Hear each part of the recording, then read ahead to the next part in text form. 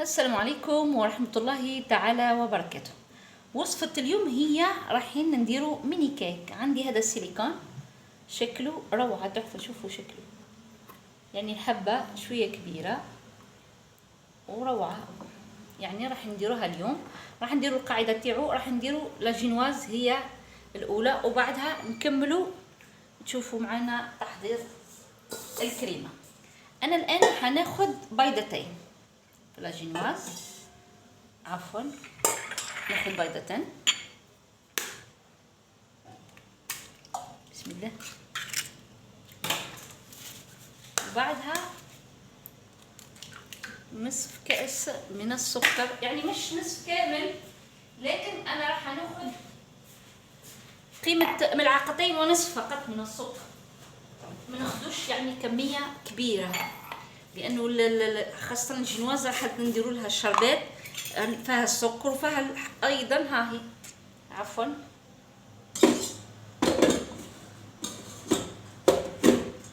ناخدو كما تشوفوا معنا ملعقتين ونصف فقط. الملعقة راهي تحمل قيمة 20 غرام. ها هي ملعقتين يعني، والثالثة من نعمروهاش بزاف، يعني ما نخليوهاش تكون كتير. يعني انا ندير لها واحد، نزيد لها شوية فقط، يعني ربع كاس فقط. ها ونوضعوها، ونضيفوا ايضا الفانيلا قيمة 10 غرامات. ها هي فانيلا تمد نكهة مليحة، يعني وحتى ريحة البيض تنقص. ها على بركة الله نبداو. بسم الله.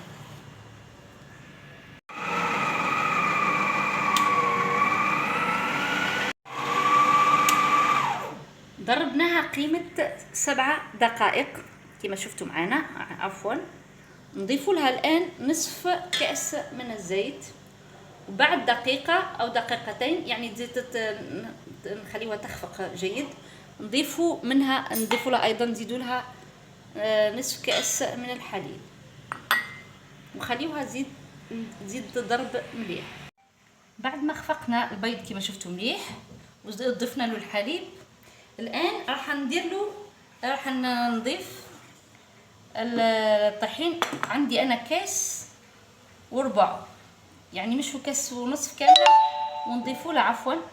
ونضيفوا لها أيضا 3 ملاعق من الكاكاو الخام، هاهم، وأيضا ملعقة فانيلا عفوا خميرة الصودا قيمة 10 غرامات أيضا.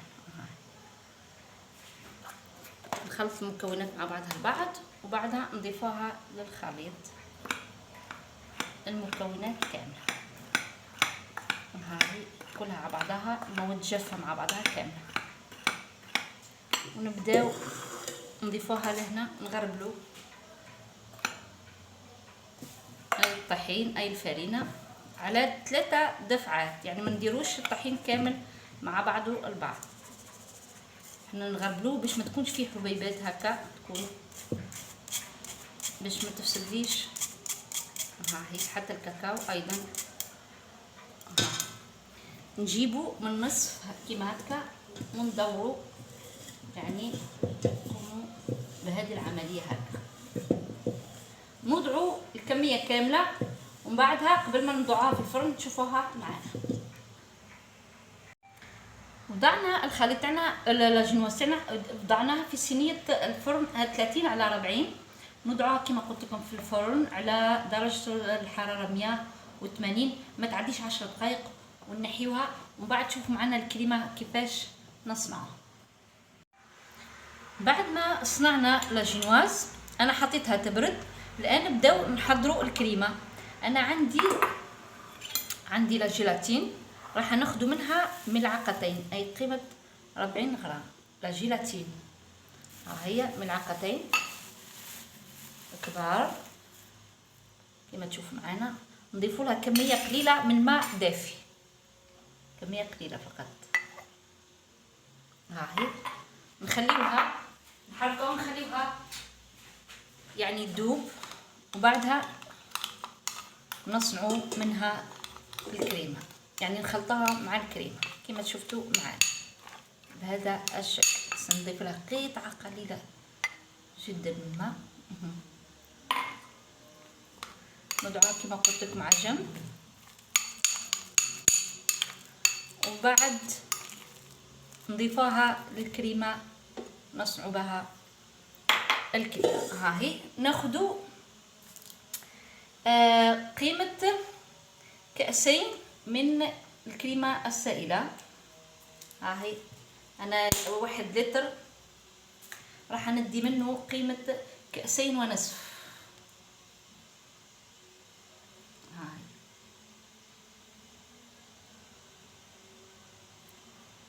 هاو. وعندي كريمة أي بودرة الشانتيه، عندي قيمة كاس كامل.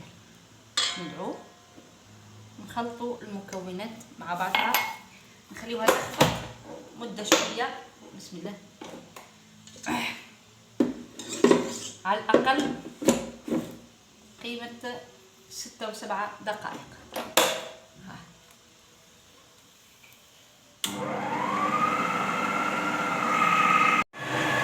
وهنا هاي الكريمة خفقناها، راح نضيفوا لها الجيلاتين اللي ذوبناها في الماء، نضربوهم بعد كده نقسموها. هذه نقسموها على 2، لان راح نديرو شوكولا سوداء وراح نديرو شوكولاته بيضاء كيما نشوف معنا. نزيدو نخفقوها شويه باش تجينا متماسكه.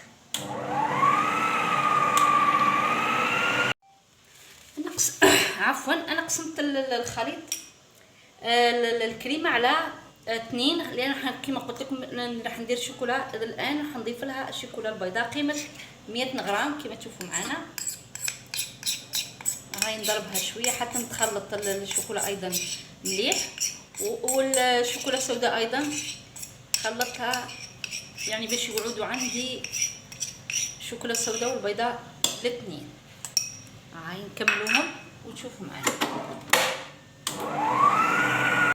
بعد ما خفقنا كما تشوفوا معنا عندنا شوكولاته وعندنا البيضاء والسوداء.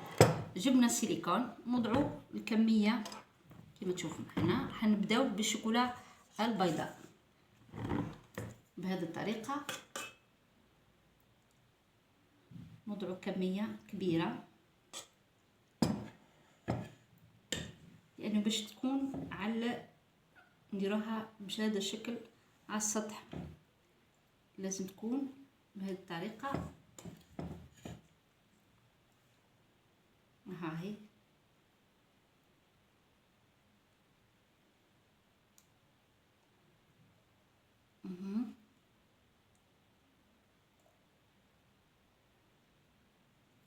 بهذا الشكل نغطيوها كامله. انا راح نوضع فيها شوكولاته الطلي هي الاولى، وبعدها نضعوا لا جينواز قيمه ملعقه بهذه الطريقه.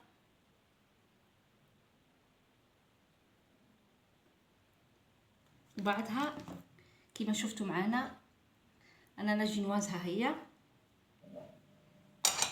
لازم تكون اقل، الدائره هذه اللي نقصوا بها تكون اقل من السيليكون باش تدخل الداخل بهذه الطريقه. ولازم يعني نرصوا عليها شويه على جنب. عفوا، لازم نخدموا وننظفوا خدمتنا بهذا الشكل. كما شفتوا معنا درنا البيضاء ها هي، والان راح نديروا الشوكولا السوداء. ها هي نضعوا كميه كما شفتوا ايضا نفس الطريقه، نديروا السطح الجوانب ايضا هكا بهذا الشكل. ها هي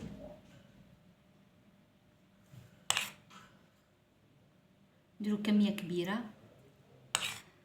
كريمه روعه. انا السكر مضبوط، ما نديرهاش الحلوه حلوه كتير، لانه وضعنا شوكولاته تارتيني باش تجي عفوا. ها هي نضعوا ايضا ملعقه الشوكولاته تجي دايبه، تجي ولا اروع. ها هي بهذا الشكل. اللي يحب الحشوه كما يعني ادي زينه، كل واحد وكيفاه يحب يصنعها. ها هي يعني رصوا مليح وبعد زيدوا نغلفوها من الفوق بهذا الشكل.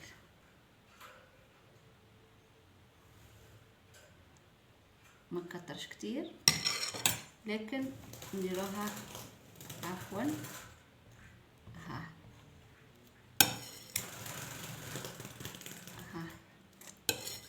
نكملوا الكميه كامله ونضعوها في المجمد يعني ليله كامله، يعني قيمه 8 ساعات نخليوها تجمد ومن بعد نعطيكم نشوفوا الطريقه النهائيه.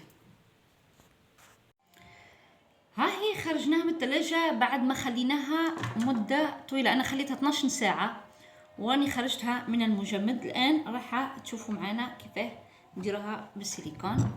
وذوبنا الشوكولا البيضاء والسوداء ايضا والفستق بهذه الطريقه. ها هي نخرجوها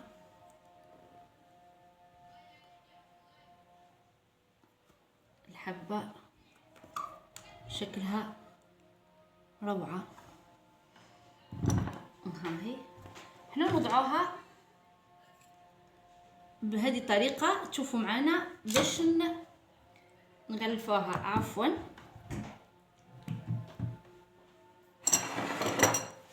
نغلفوها بالشوكولاته السوداء بهذه الطريقه. نسيحوا عليها الشوكولا من هنا لانها جامده مليح.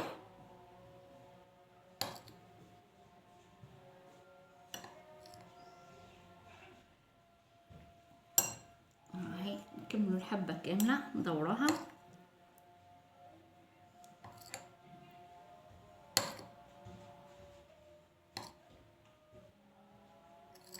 شكلها تحفه.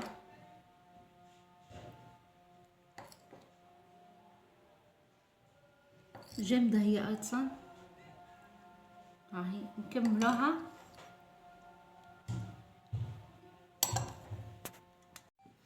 هذه هي حلوتنا لنهار اليوم، كانت سهله وبسيطه جدا. التزيين يعني اختياري كما كل واحد ويشكل اللي يحبه هو، لكن الوصفه راهي مضبوطه 100% وذوقها والبنه ما شاء الله.